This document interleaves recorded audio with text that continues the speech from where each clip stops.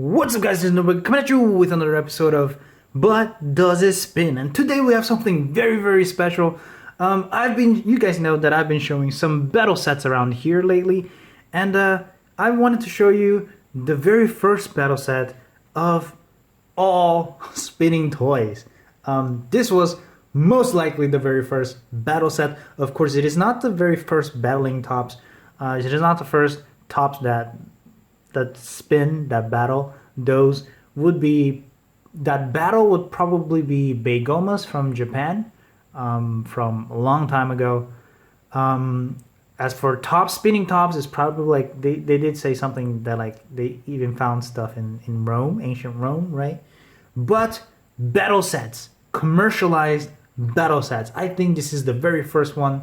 Of course, mine is in Portuguese because I do live in Brazil, but it was battle tops from this one is from 1970, but I think in the States they had battle tops from 1968 by Ideal Toys. As you can see, this was licensed by Ideal Toy Corp, and it is 1970. The box is mostly in good condition. The back has a little tear, but I am very proud to have this in my collection. Something from 1970. It is much older than I am, slightly younger than my dad even, but what a fantastic piece to have. I think this is amazing. It did come with an arena and 4 tops for you to play with a family. So it was like a board game back then, but the idea of this would later become battle sets of Beyblades and stuff that we see nowadays. And that is fantastic. I think this is the very first commercialized toy that did that. So let's take a look. Does it spin? Something from 1970. Does it still spin? Let's check it out, guys. So here we are. This is the arena that came with it. It is a very hard plastic. It is thick. It is not bendy like the arenas we see nowadays. It is very hard, very durable. Let me just adjust the focus on it. And over here, it did come with this tops. It did come with these pegs that you used on the holes here to mark the score. You can see it says 1, 2, 3, 4, 5, 6, 7, 8, 9, 10. Whoever gets to 10 points first wins. Sadly, when I bought this, of course I bought it used since I'm not from 1970. They were missing one of the yellow pegs. So the missing yellow peg is the only thing that I don't have, but we have everything else. It did come with the 4 tops. The ones in the States, the version in the States is probably cooler in that they had different tips, and so the tips here, and so they spun differently. They had different shapes as well, so they had different behavior as tops, and they even had names to them, and some stickers too to make them personalized. But like, as you can see from the box over here, like that was more like it, you know. You can see that some of them have different tips, and they are different colored, and they have different stickers on them. But here in Brazil, they were just different colors, no stickers, no difference in shapes. So winning this was mostly by luck.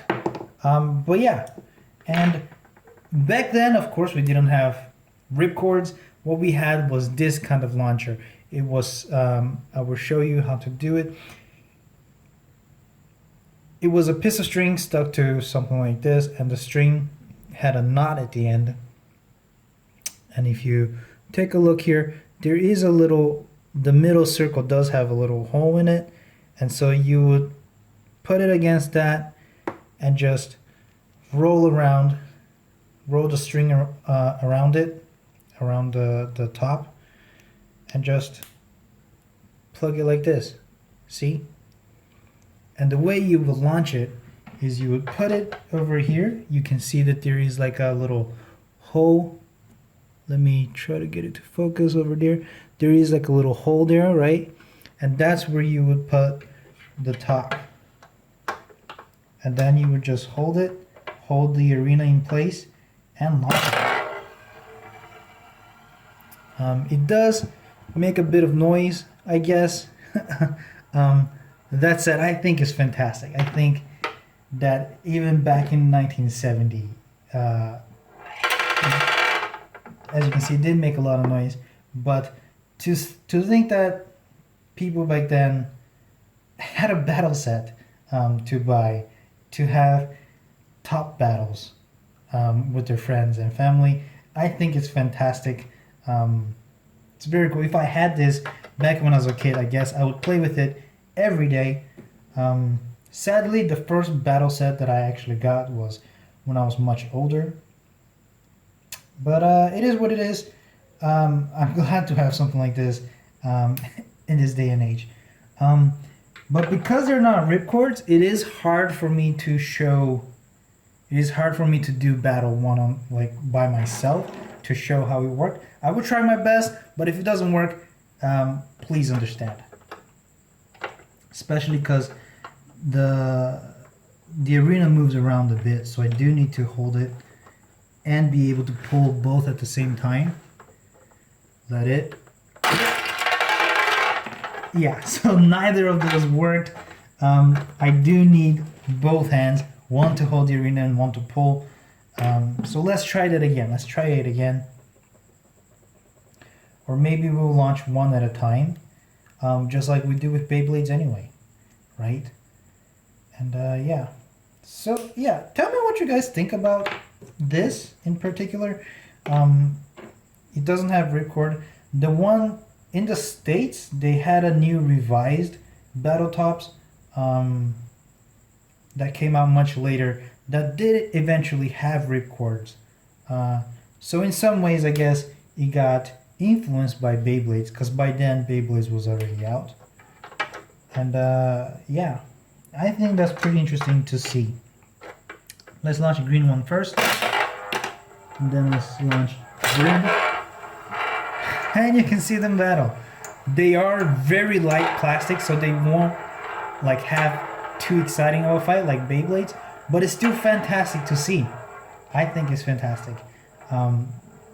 They are much taller, and as you can see, they do battle.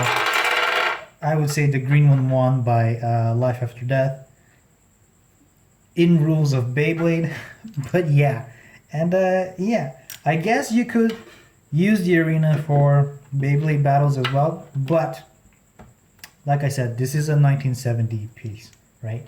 So it is a little discolored here and there, and I like to keep it as intact as possible, even though the plastic is thicker than Beyblade arenas, like I mentioned before. Beyblades most likely will be doing much more damage than these little things can do. So I won't be using my Beyblades in this arena, mostly because, like I said, this is very old, but also the material is very different, so I don't know how it could affect my Beyblades or this arena, right? Like I said, it's not very bendy.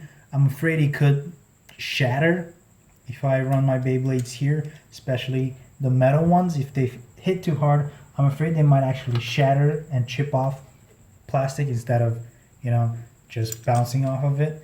So, those are things to consider in things like this, especially because it is really old, but it is still a fantastic thing. I think this is an amazing, amazing collection piece to have. Probably not something that I would play around too much with friends and family, but definitely something I would take out once in a while to show my fellow friends who are into Beyblade, into spinning tops, and have a few battles if they're all willing to. And yeah, that is all I had to show you for today. I hope you enjoyed that. If you did enjoy it, please give me a like, and if you haven't subscribed, subscribe to see more videos like this. We are showing several Beyblade stuff and spinning tops in general, much like this stuff in the future. So if you would like to see more like this, more things like this, then stay tuned, and I'll see you when I see you, and until then, stay nerdy, guys.